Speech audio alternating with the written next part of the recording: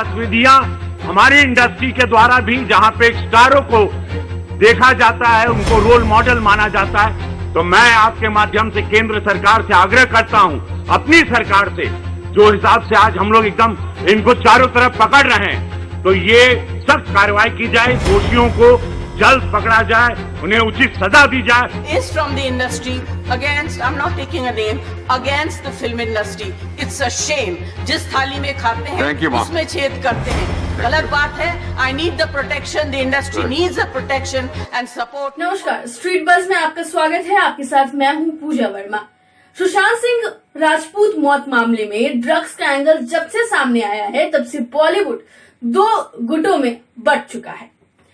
कोई ड्रग्स को लेकर लगातार इसके खिलाफ आवाज उठा रहा है, तो कोई चुप्पी साधे हुए है, और कोई उन लोगों पर सवाल उठा रहा है जो ड्रग्स मामले पर सवाल उठा रहे हैं। थोड़ा पेचीदा है, बट समझने वाली बात है।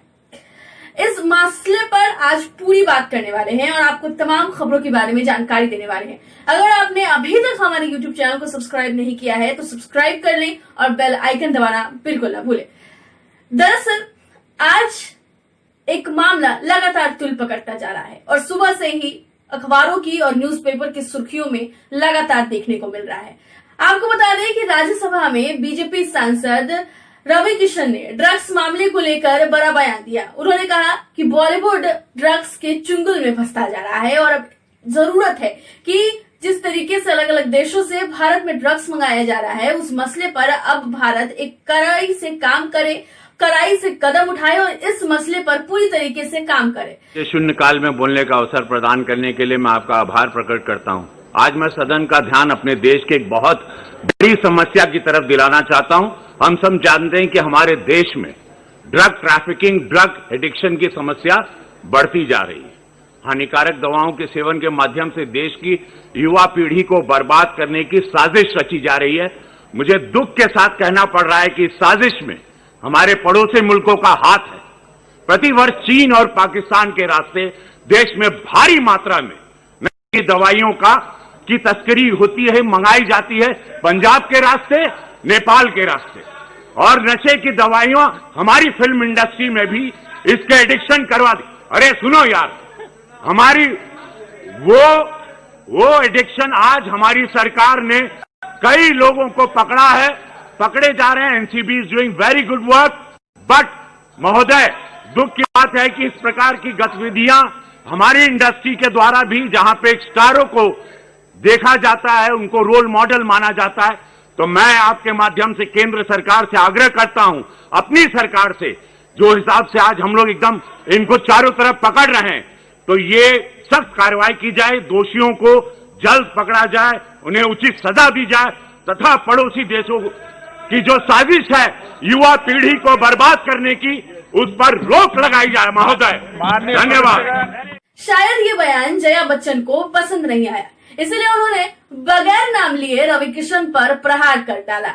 रवि किशन पर बयानबाजी करते हुए जया बच्चन ने बड़ी बात कह डाली। जया बच्चन ने कहा कि ऐसे लोग उसी थाली में छेद करते हैं जिसमें वो खाते हैं। I think the government must stand by the entertainment industry, because the entertainment industry always comes forward to help the government in whatever good work that the government takes up. They come and speak for them, they support them. If there is a national calamity, they come forward, they give money, they give their services. I think that it is very, very important that the government must support this industry and not kill it just because there are few people. You cannot tarnish the image of the entire industry. Right. This industry brings international name and recognition also, apart from the political people.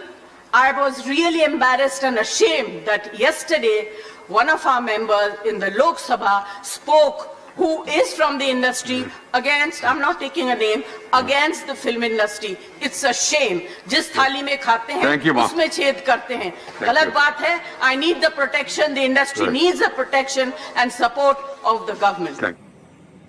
Drugs मामले को लेकर बॉलीवुड अब लगातार एक दूसरे के खिलाफ नजर आ रहा है। वहीं जिस बात को लेकर जया बच्चन और रवि किशन के बीच तू मैं का सिलसिला शुरू हो गया है। वहीं रवि किशन का ऐसा कहना है कि जया बच्चन उनकी बातों को समझ नहीं पाई हैं।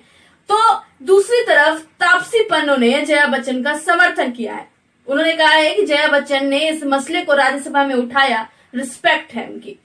वहीं कंगना रनौत ने भी अपनी बात इस पर कही। कंगना रनौत ने ट्वीट कर जया बच्चन पर निशाना साधते हुए कहा कि अगर आपके बेटे ने ड्रग्स लिया होता या उन्हें किसी तरीके से प्रताड़ित किया जाता या वो आत्महत्या कर लेते तो क्या आप तब भी ऐसी ही बातें करती। लगातार बॉलीवुड में एक दूसरे को लेकर घमासान मचा हुआ है। वहीं कंगना रनौत की बात कर ले तो वो कई मसलों को लेकर आवाज बुलंद करती रहती है, लेकिन अब मसला जो है वो जया बच्चन और रवि किशन के बीच का है। रवि किशन लगातार कह रहे हैं कि जया बच्चन ने उनकी बातों को गलत तरीके से समझा है या वो समझ ही नहीं पाई हैं।